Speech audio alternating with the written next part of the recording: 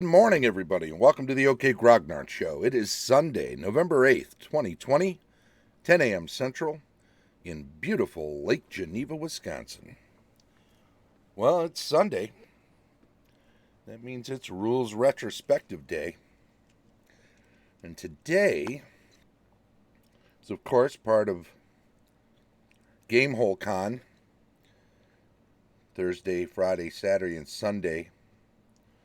So the OK Grognard shows have been set up to be 50 minutes instead of a half hour and to cover a subject all in one go.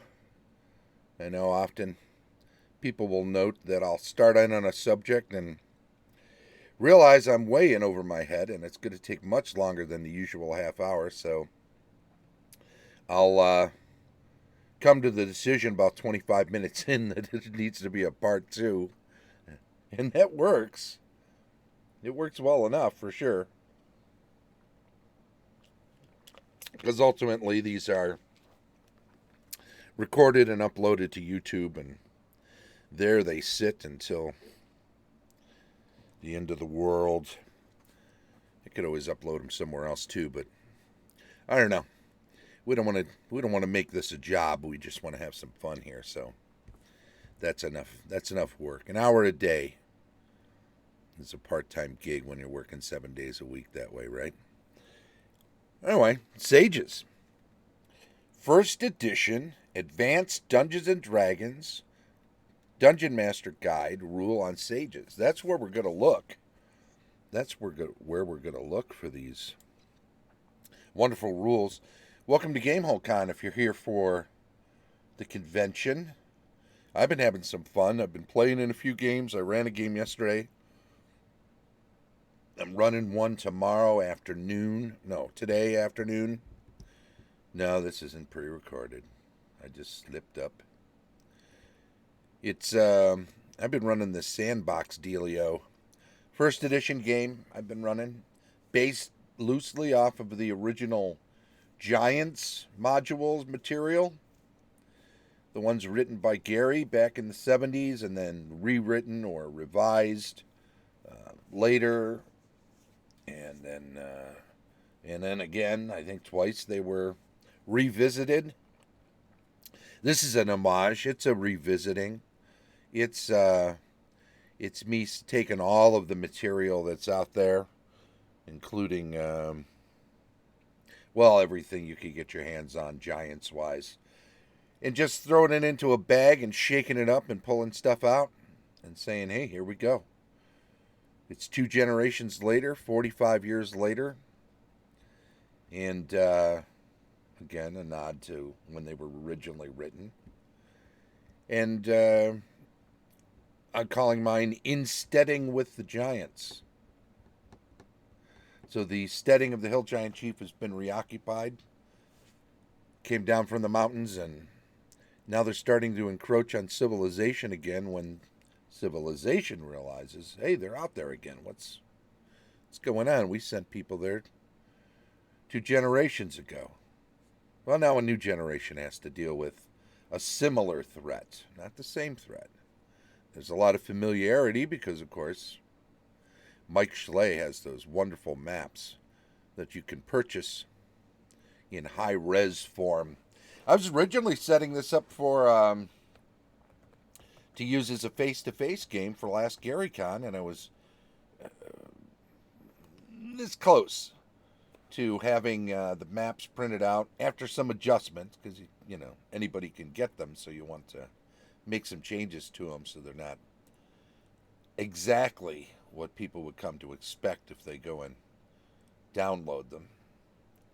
And I'm going to print them out on some vinyl, banner vinyl.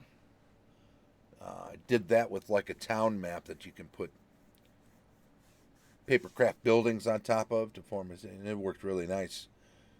You can get them in any size, but 4x8 size to put on a game table, just perfect. Anyway, that's about where this map winds up being. I think it's 3.5 by 6 or so.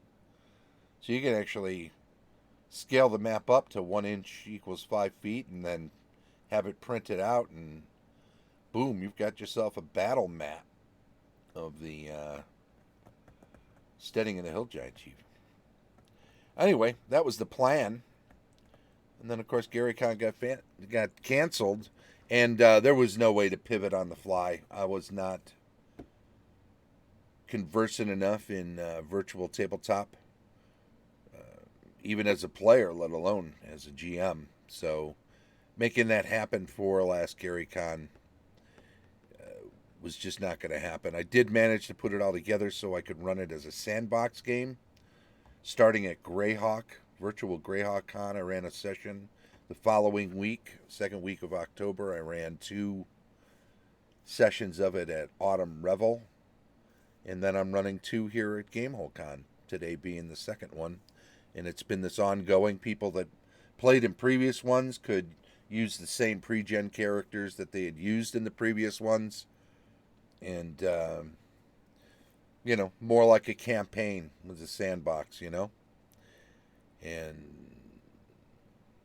of course, the familiarity with the settings and the themes allows it to be something that can be handled within parameters of a game convention. You have a lot more freedom in a home game, home convention, home campaign, I should say. So you have to make some adjustments to make it work for a convention, but I think it fits nicely, and it's been fun, and people have enjoyed it, or so they've lied. They've said they enjoyed it, so that's good. Anyway, that's this afternoon. What's today, though? Well, today is all about Rules Retrospective from the first edition Dungeon Master's Guide.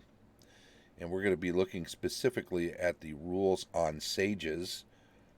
We got ourselves a nice slot to work in with the convention, so we'll be going till about 10 minutes to the next hour. So, look at that. We got 40 minutes. Let's dive in.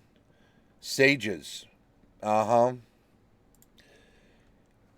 read a bit. We'll comment a bit. We'll talk a little bit about it. If you have some questions regarding this material in particular, feel free to drop them in the stream chat. Follow the channel if you're here, because if you chime in on the stream chat and you're following the channel, we put you on a little list for a giveaway we do. There's nothing else required of you. You don't have to purchase anything. This is just a way of saying thank you. The only reason we have you follow and chime in is so that we know you're not a bot. We don't want to be chasing bots to try to give them something and find out we're banging our head against a wall. Anyway, sages are a very special case indeed, for they are the encyclopedia's computers. This is in 79, this got published in his computers. Little did he know. Expert opinions and sort of demi-oracles of the milieu all rolled into one. Got 1 on milieu, by the way. We keep score. Even in a quasi-medieval fantasy world, the sum of human knowledge will be so great and so diverse as to make it totally impossible for any one sage to know more than a smattering about many things, a fair understanding of their overall field, and a thorough knowledge of their particular specialty or specialties. The general field of study for sages are shown hereafter, with special areas of expertise listed under each general category. And here's a quick tip right off the bat, is if you're going to do overall field thorough knowledge of particular special or specialties,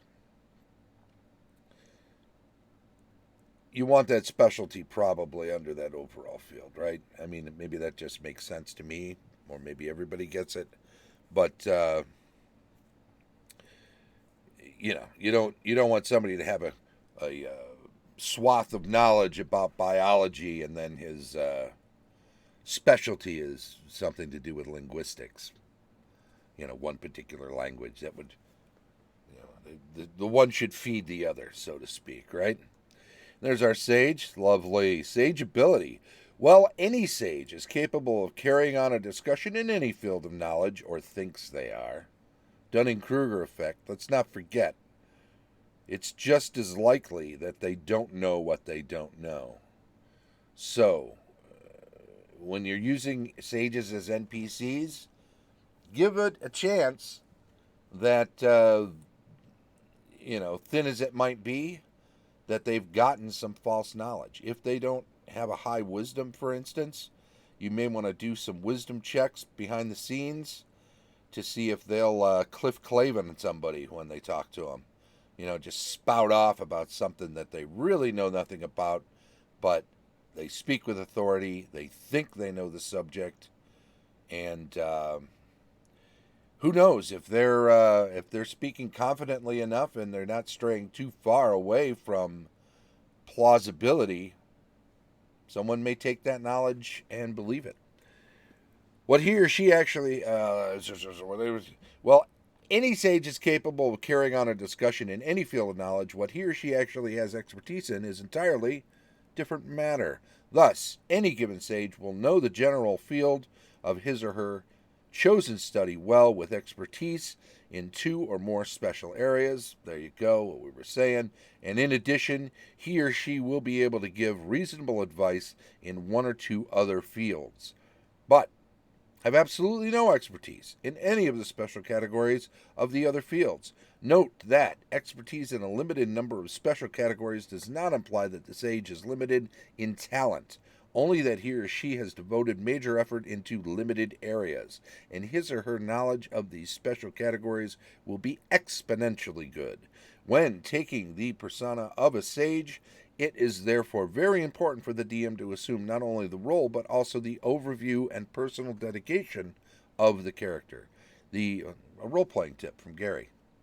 He throws a few of those in here or there, but he doesn't do a ton of telling you nuts and bolts at the table kind of taking on a character role-playing stuff in what he writes. So that's interesting. He throws it in for the sage, right?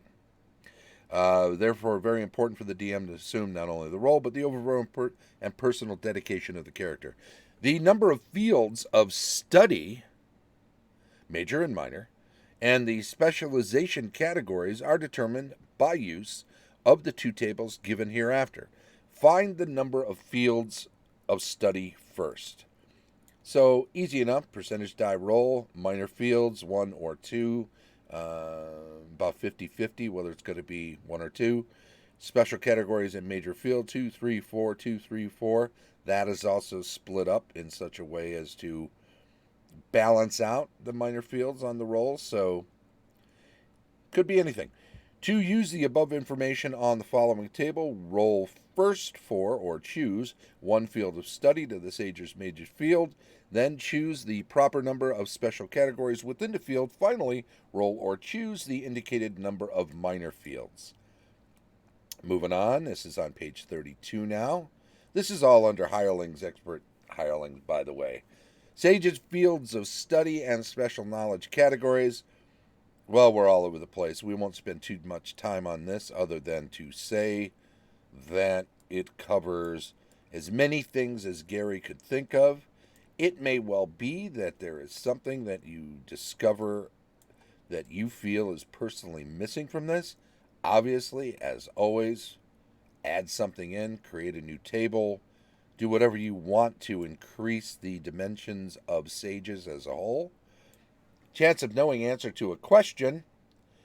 Out of fields, general, specific, exacting cannot happen.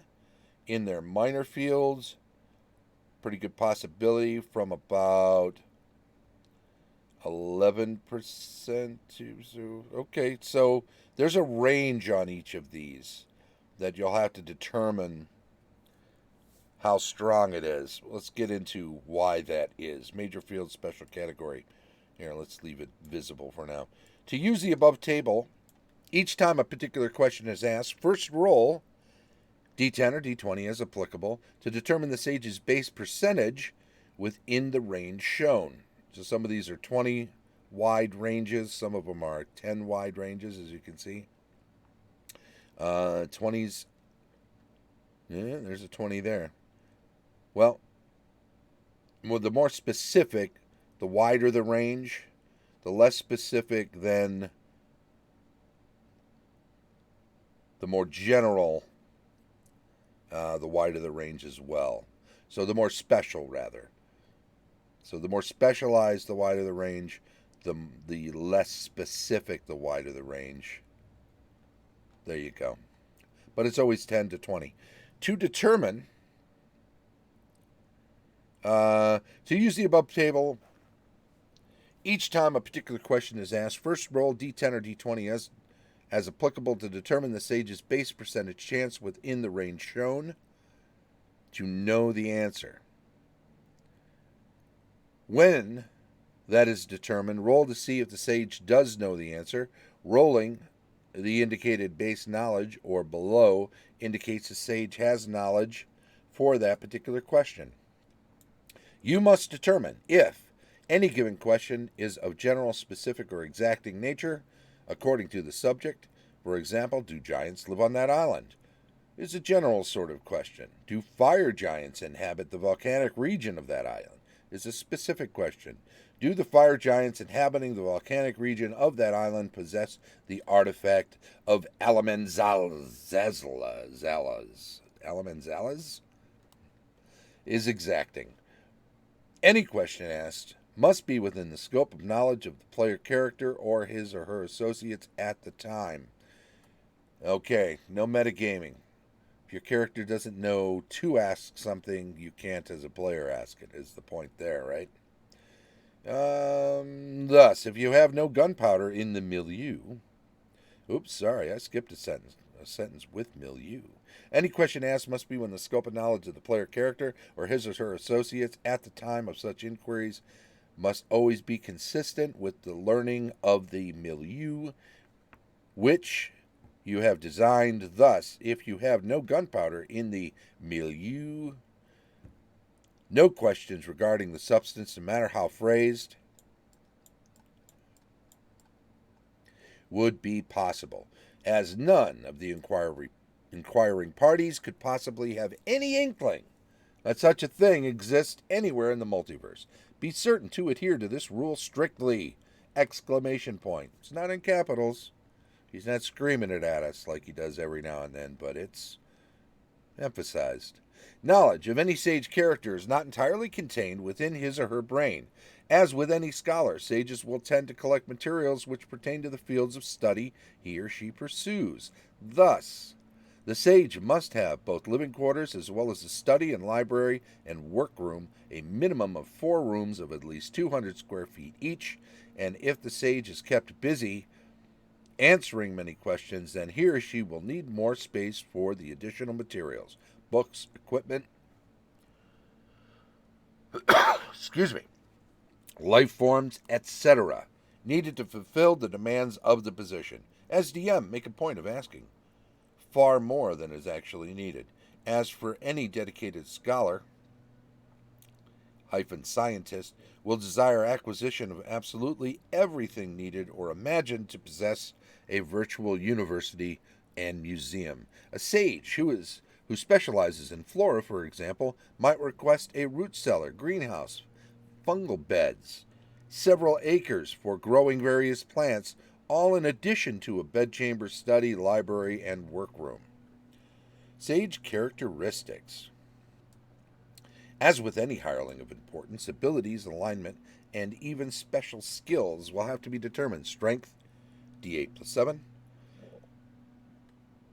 Intelligence, D4 plus 14. Wisdom, D6 plus 12. Dexterity, 3d6. Constitution, 2d6 plus 3. Charisma, 2d6 plus 2. That's a cap of 14, you noticed. So, alignment. Got all the possibilities there, all 9. Chaotic evil, not so much. Percentages are skewed away from chaos and more toward law. Okay. Hit points, 8d4 plus constitution bonuses as applicable. So, same kind of hit points that a gift to Gabby. How you doing? You reading AD&D books? Well, I'm doing rules retrospective, so I'm going through a section, in this case sages, in the DMG, and giving some perspective on them, making some comments, review, but also educating on some of the finer points as I see them. Good morning, George. How you doing, buddy? Mark's review of the DMG has been a good reminder of the DMG's value and good for discussion. Yeah, the value.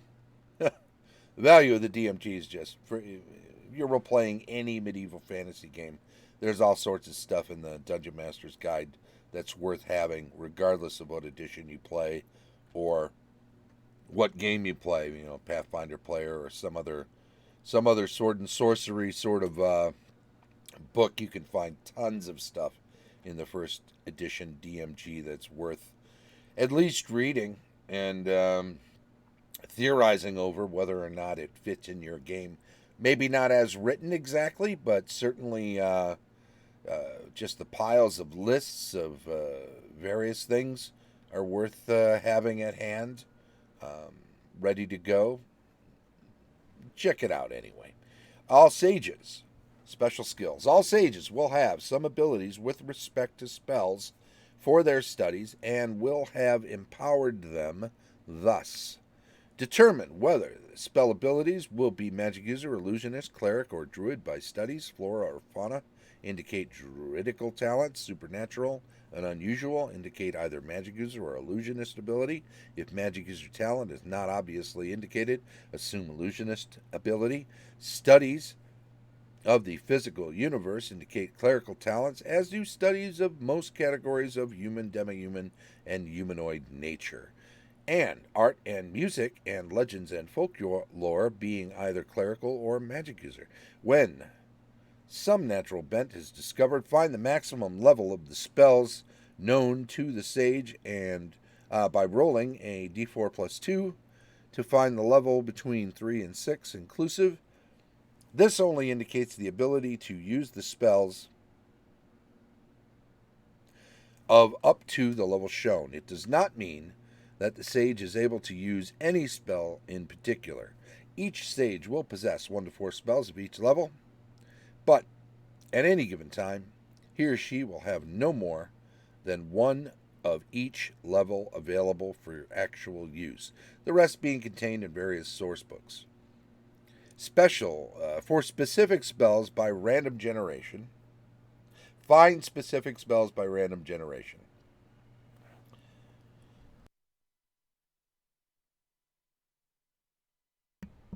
Spells such as bless, chant, prayer, commune, raise dead, commune with nature, and contact other plane or their reverse, if applicable, are not within the capabilities of a sage. Naturally, the sage will tend to keep his or her spell knowledge as highly secret, as he or she will likewise have those spells which seem applicable for activities likely to be pursued during the course of the period the sage envisions. Abilities will change due to aging and special circumstances only. Sages will not increase hit points, and their special abilities will not increase either. Although, if they acquire magic items which are usable by characters of the same profession as that of their special spell ability, they will likely be able to use such items. Spell use is at a level equal to the minimum level at which the spell could be employed if the sage were of that class, i.e., a sage with 3rd level spell use in magic casts spells at 5th level of ability. The minimum level for a magic user to cast a 3rd level spell. All sages are middle-aged to venerable in age. No young sages. Interesting. I mean, theoretically, an elf could be older than someone who's middle-aged or even venerable as a human, have spent as many years, but their minds aren't right. Hiring a sage. Only fighters, paladins, rangers, thieves, and assassins are able to hire a sage. That's interesting. Other classes of characters, I don't remember that part.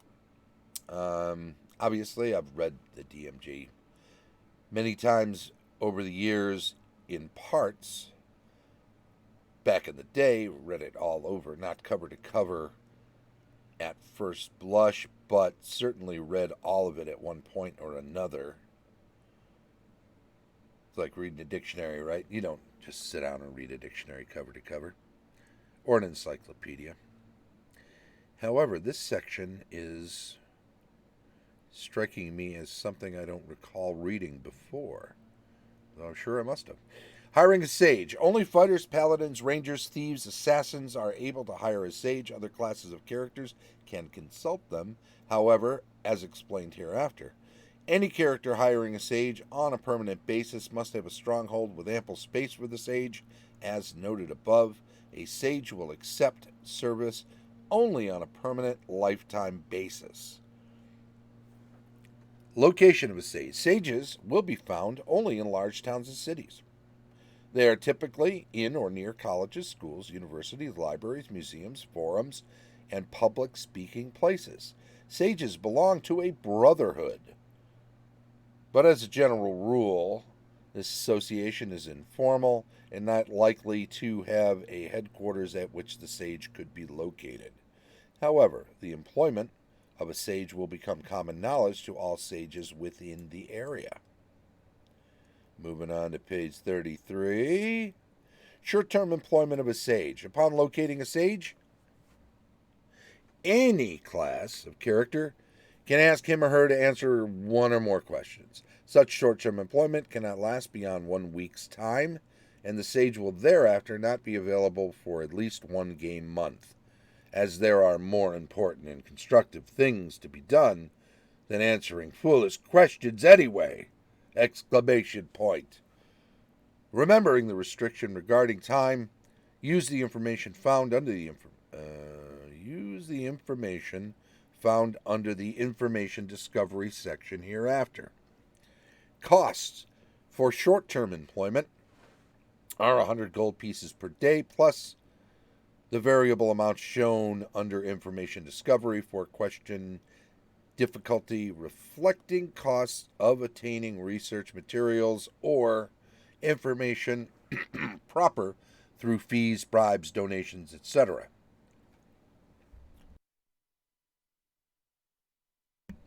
Long-term employment of a sage. If initial reaction of the sage is favorable, the player character attempting to hire him or her, the sage will then entertain offers of employment on a permanent basis, which the character chooses to proffer. As a sage will bring nothing save thinking ability and knowledge, an offer of employment must consider the following: support and salary per month, research grants per month, initial material expenditure. Yeah, that seems kind of foolish, right? I mean, if they're a sage worth hiring, they have more than just thinking ability and knowledge already. That is to say, they have books, they have equipment.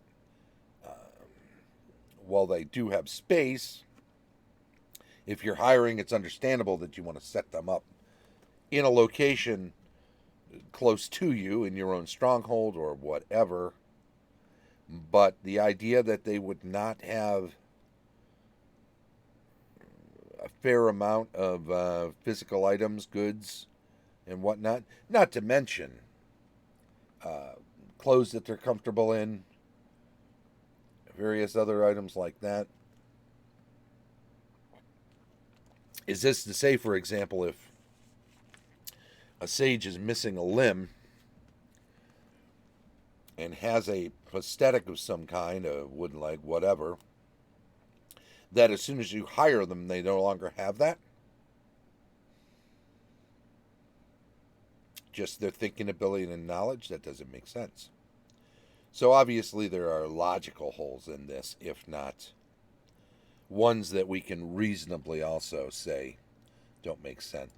Anyway, determine the salary and grant expectations by random dice roll of 2d6 for each.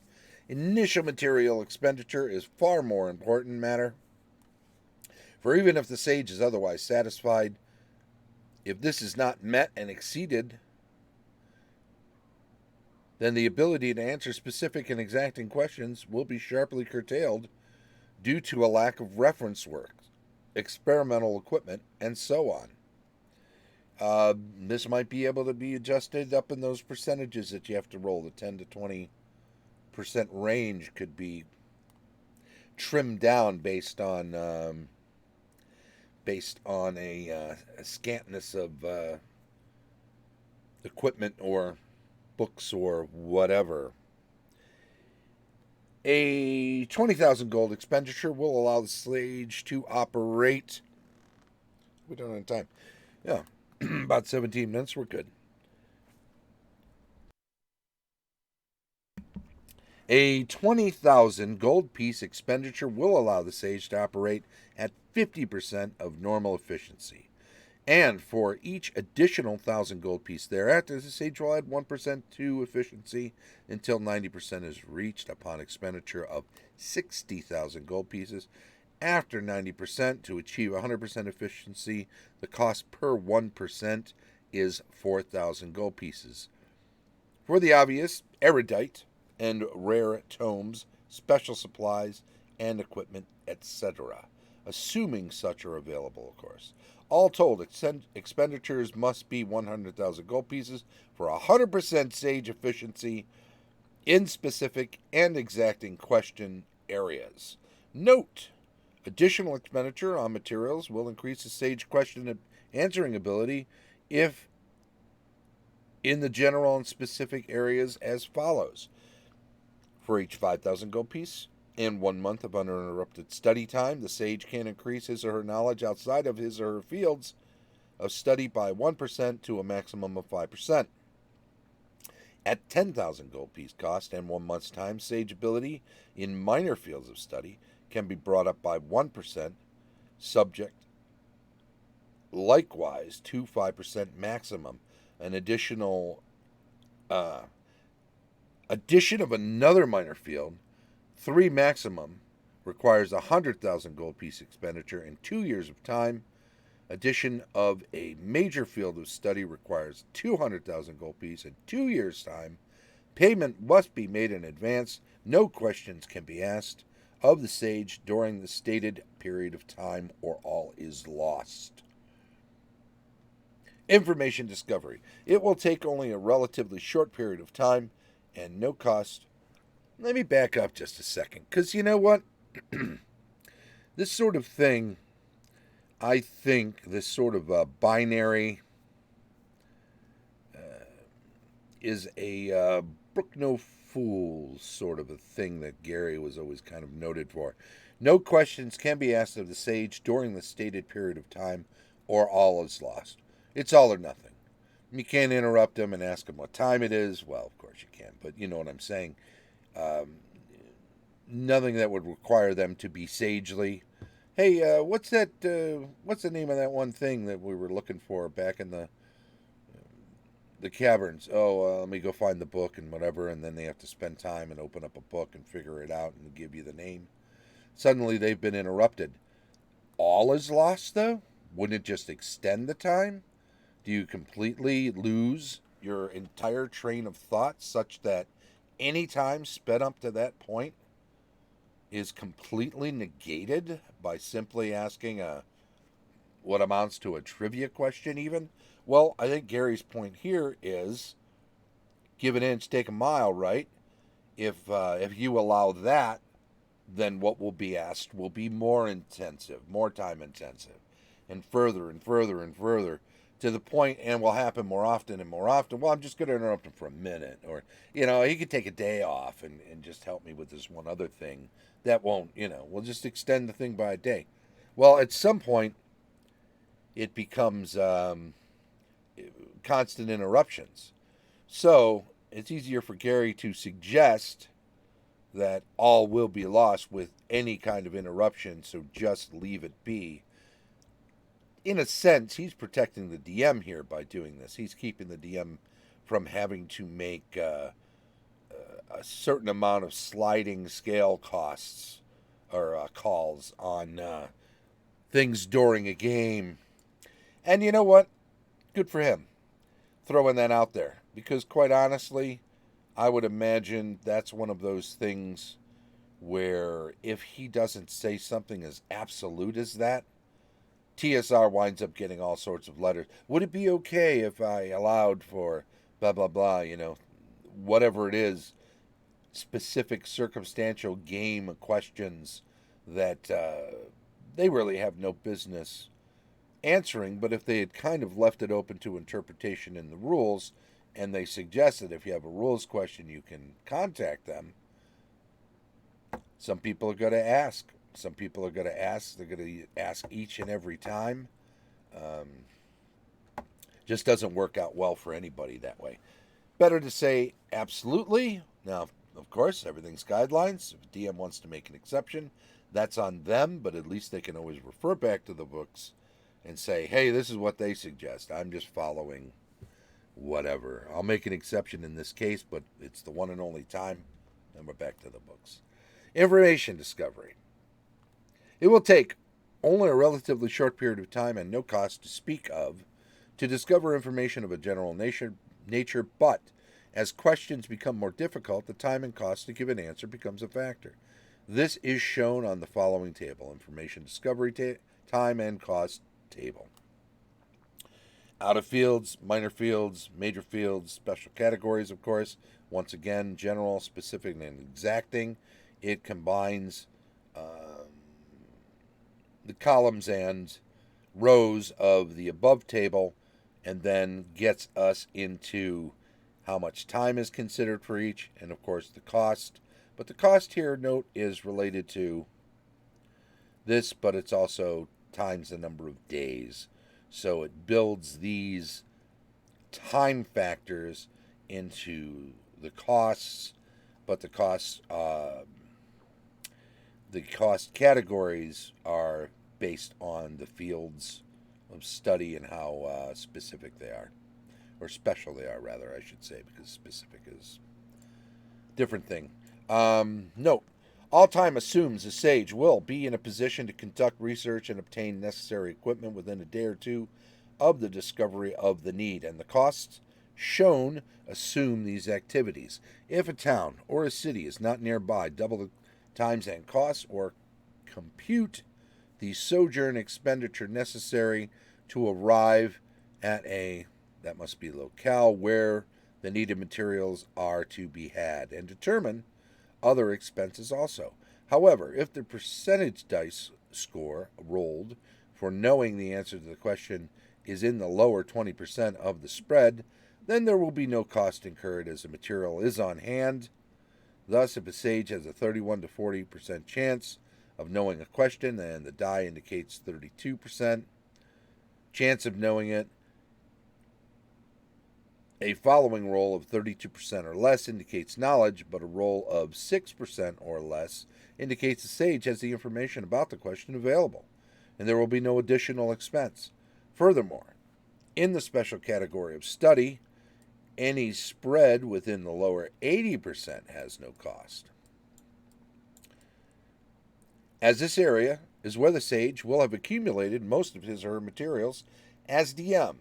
You must also use your judgment as to related questions, so that if a closely related query is made following one for which the expenditure was necessary, you must determine whether or not the further question or questions would be answerable from the same material source from the formerly obtained. Naturally, all costs are not for materials, some accruing as payments, fees, and bribes. You may likewise extend the time necessary to answer a specific or exacting question, which you believe that the sage would have great difficulty answering due to a lack of information available or the particular nature of the question.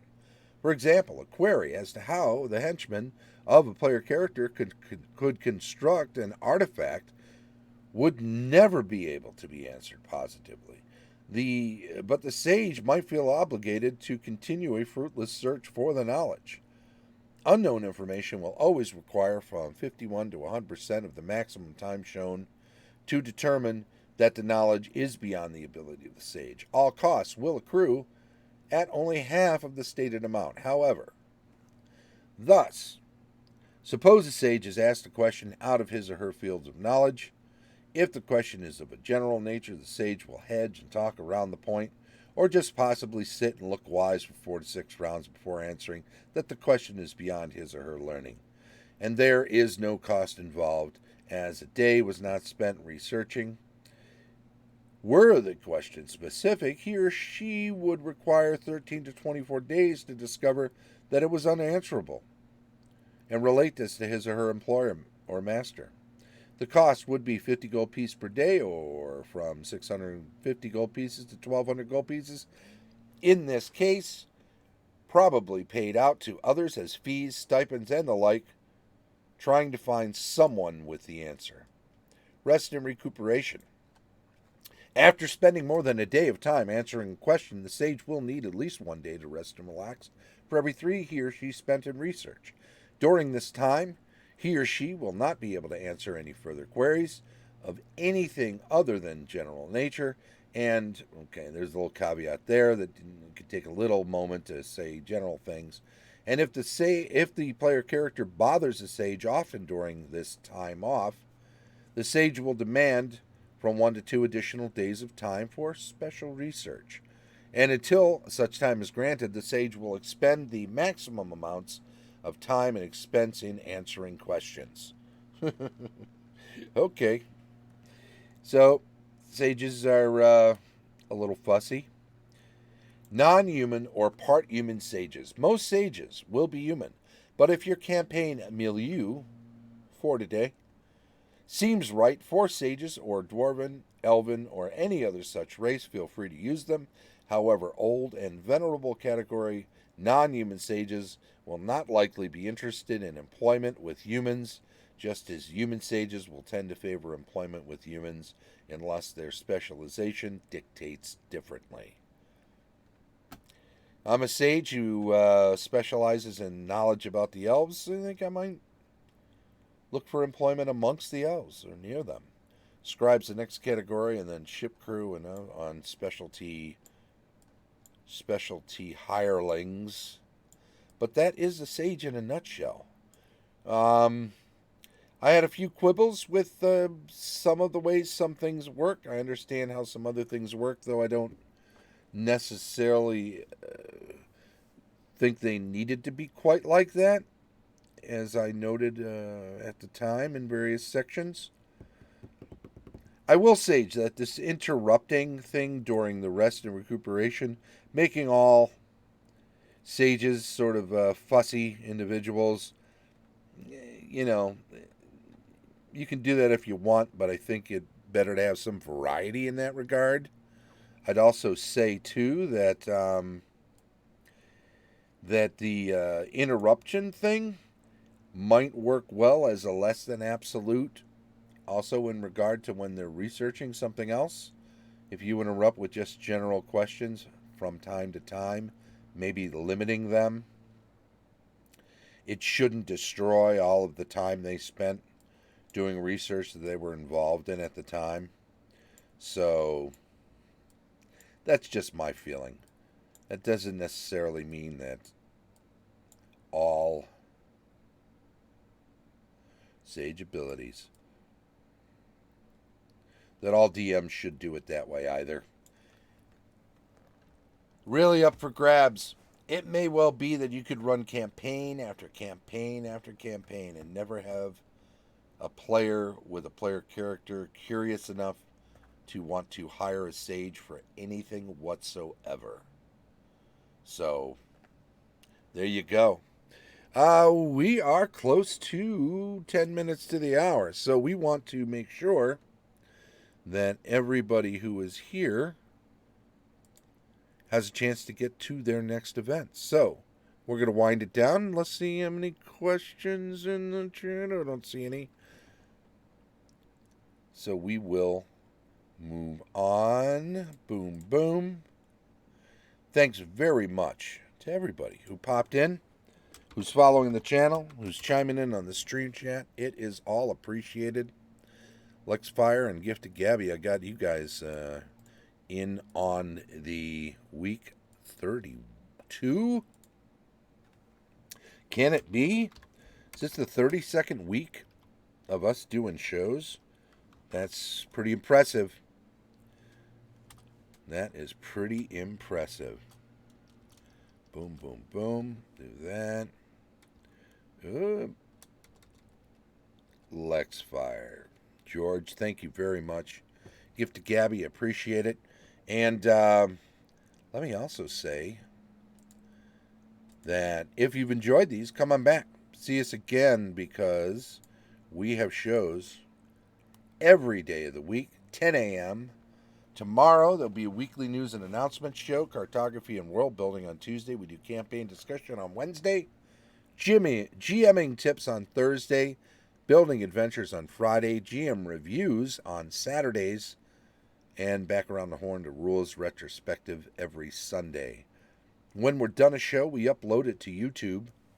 So I do also want to say thank you to everybody who also joins us on YouTube. Please do subscribe. Give us a thumbs up for any videos you watch if you enjoy them.